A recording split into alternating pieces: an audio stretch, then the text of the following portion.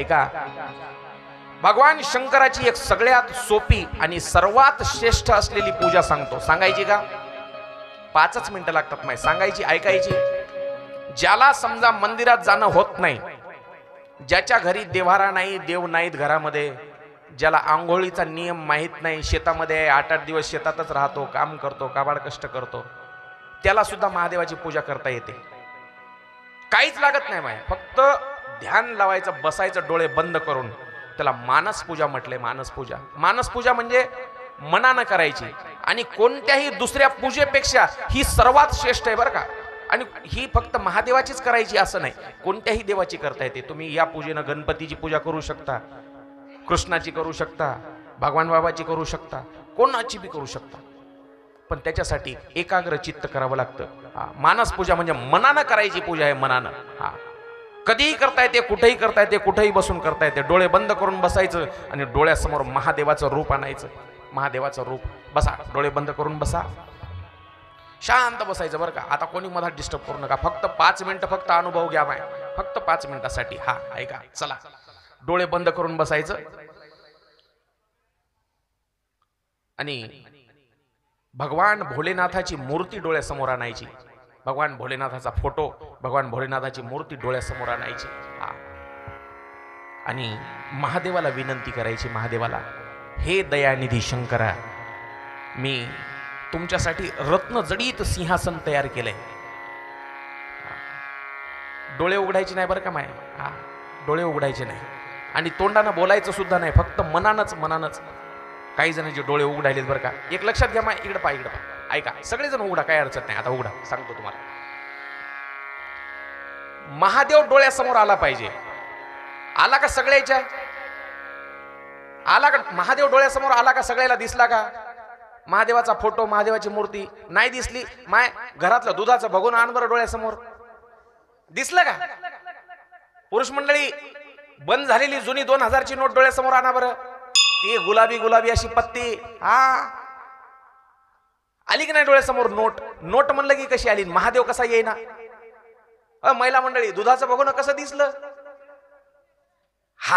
काय करा आता, महादेवाची मूर्ती, महादेवाचं स्वरूप, महादेवाचा फोटो, महादेवाची पिंड डोळ्यासमोर आणायची.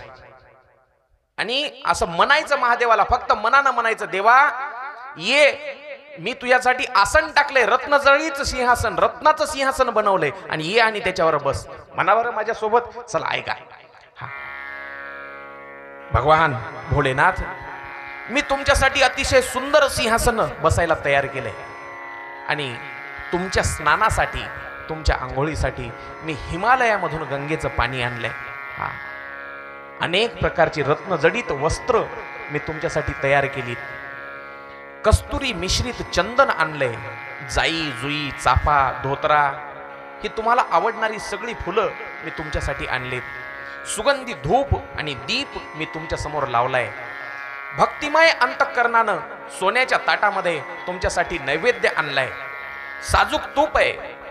काय काय आणले मी तुमच्यासाठी देवा, पहा तरी. साजूक तूप आहे, बासुंदी आहे, खीर आहे, श्रीखंड आहे, अनेक पंचपाक्वानं आणलेत तुमच्यासाठी देवा. या आणि तुम्ही हे ग्रहण करा, खा.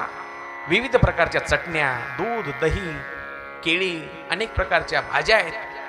पिण्यासाठी पाणी आणले. भक्तियुक्त अंतःकरणानं हे सर्व काही मी तुम्हाला समर्पित करत आहे. भोलेनाथ, तुम्ही याचा स्वीकार करा, स्वीकार करा. हे भगवंता, मी केलेली ही मानस पूजा तुम्ही स्वीकार करा. शंकरा, तुम्हीच माझा आत्मस्वरूप आहात. पार्वती माता ही बुद्धी आहे. पंचप्राण हे तुमच्या बरोबर फिरणारे मित्र आहेत. शरीर हे तुमचं राहण्याचं ठिकाण आहे. माझी निद्रा म्हणजे हीच तुमची समाधी आहे. इकडं तिकडं फिरणं हीच प्रदक्षिणा आहे. माझं बोलणं हीच तुमची स्तुती आहे. प्रभू, तुमच्या चरणी साष्टांग प्रणिपात करतो. हातानं, पायानं, मनानं, वाचेनं आजपर्यंत मी ज्या काही चुका केल्यात त्या सर्व चुका तुम्ही माफ करा, क्षमा करा. योग्य अयोग्य असा भेद न करता सर्वाबद्दल मला माफ करा. हे करुणा करा. शंकरा, तुमचा जय जयकार असो, जय जयकार असो, जय जयकार असो. बस भगवान शंकराला एकदा नमस्कार करा आणि आता डोळे उघडा. जगातली सर्वश्रेष्ठ पूजा माई, याच्यापेक्षा दुसरी श्रेष्ठ पूजा काहीच नाही. तुमच्याकडे बेल नसेल एखाद्या वेळेस पूजेला हरकत नाही, भस्म नसेल जवळ हरकत नाही, रुद्राक्ष नसेल तुमच्या गळ्यामध्ये हरकत नाही, पण भक्ती भाव पाहिजे. डोळे बंद करायचे. एक तुकाराम महाराजांनी वर्णन सांगितलं, ठाईच पैसोनी करा एक चित्त.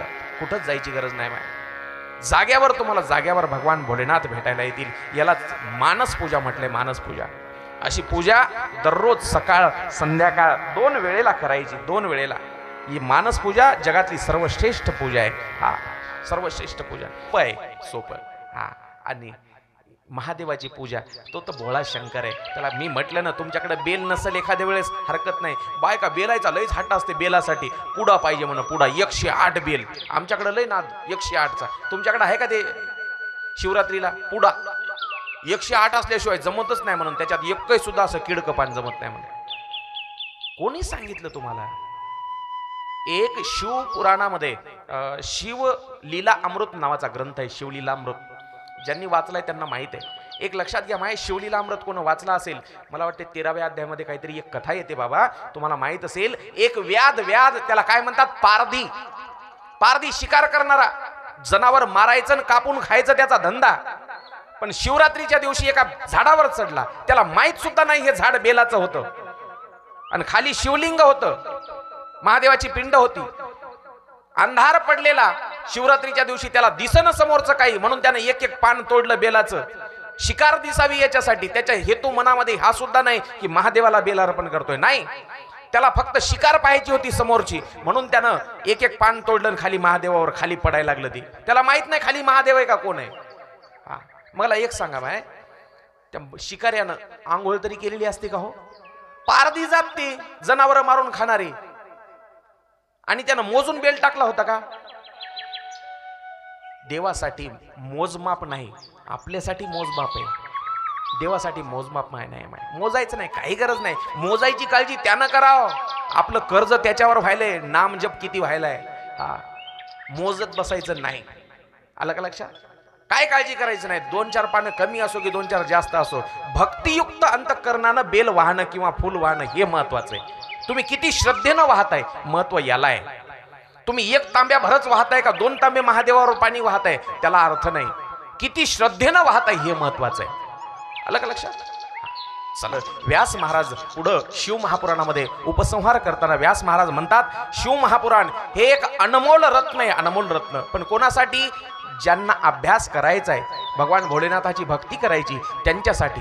प्रत्येकानं घरी हा शिव महापुराण ग्रंथ आणला पाहिजे. ऐका महिला मंडळी, हे फार महत्वाचं आहे. कथा फक्त इथंच बसून मंडपात ऐकायची असं नाही कंडक्टर साहेब. ऐका, कथा फक्त मंडपात बसूनच ऐकायसाठी असं नाही. भागवत कथा मंडपातच ऐकली पाहिजे, रामकथा इथंच येऊन ऐकायची, शिव महापुराण इथंच येऊन ऐकायचं. घरी काय करायचं, नुसतं पुंडलिक जेवण करायचं का? नाही, हे सगळे धर्मग्रंथ आपल्या घरी असले पाहिजे. ज्ञानेश्वरी असली पाहिजे, गीता असली पाहिजे, भागवत असलं पाहिजे, रामायण असलं पाहिजे, शिवपुराण देखील असलं पाहिजे. आज मी कथा सांगतोय, उद्या अजून दुसरा कोणी महाराज येऊन सांगणार, ते बरोबरच सांगायला का नाही हे तुम्हाला काय माहित. त्याच्यासाठी तुम्हाला देखील ग्रंथ पाठ असणं महत्वाचं आहे. तुम्ही सुद्धा जसा वेळ मिळेल तसा घरी अभ्यास करत जा ग्रंथाचा. प्रत्येकाकडे हे आपला धर्म आहे, प्रत्येकाला माहित असलं पाहिजे. हा म्हणून प्रत्येकानं हे धर्मग्रंथ घरी आणायचे आणि ते नुसते हळदी कुकू टाकून बांधून ठेवायचे असं नाही. ग्रंथ कोणताच वस्त्रात गाठ मारून बांधून ठेवण्यासाठी नाही माय बाप. एक लक्षात घ्या, कोणताही ग्रंथ असो, ज्ञानेश्वरी असो, गीता असो, भागवत असो, शिवपुराण असो, रामायण असो, कोणताही असो, गाठ मारून बांधून ठेवण्यासाठी ग्रंथ नाहीत. अंतरातल्या गाठी सोडवण्यासाठी ग्रंथ आहेत. आपल्या अंतरामधल्या असणाऱ्या संशयाच्या गाठी सोडवण्यासाठी ग्रंथ आहेत. बांधून नाही ठेवायचे. हे शिवपुराण देखील घरी आणा, त्याचं वाचन करा, अभ्यास करा. सोमवार व्रत करा, शिवरात्री व्रत करा, चतुर्थी व्रत करा. आणि पुढं शिव महापुराणाचा उपसंहार करताना सांगतात व्यास महाराज, धर्म, अर्थ, काम आणि मोक्ष अशा 4ही पुरुषार्थ प्रदान करणारं हे शास्त्र आहे. याच्या वाचनानं श्रवणानं हे 4ही पुरुषार्थ प्राप्त होतात. या ठिकाणी शिव महापुराण पूर्ण झालं. परमश्रद्धेनं पवित्र अंतःकरणानं याचं नित्य वाचन केलं पाहिजे. जो कोणी या शिवमहापुराणाचा अभ्यास करतो, वाचन करतो, पठन करतो, मनन करतो, पारायण करतो, त्याचं जीवन आनंदमय होऊन जातं. नमः पार्वती पते शिव हर हर हर महादेव. श्री सांब शिवार्पणमस्तु.